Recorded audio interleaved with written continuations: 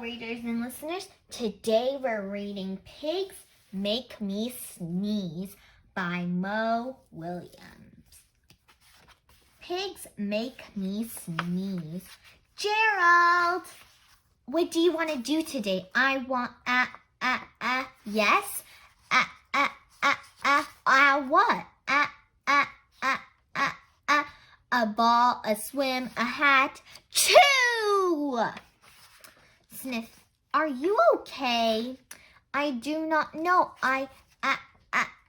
Chew! I cannot stop chew!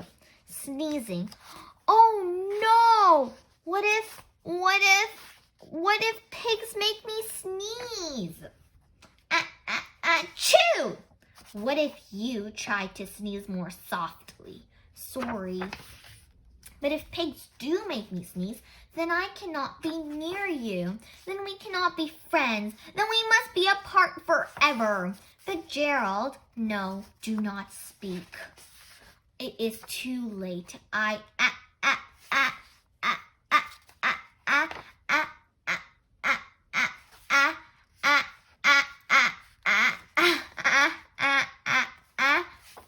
Chew. Goodbye. Gerald.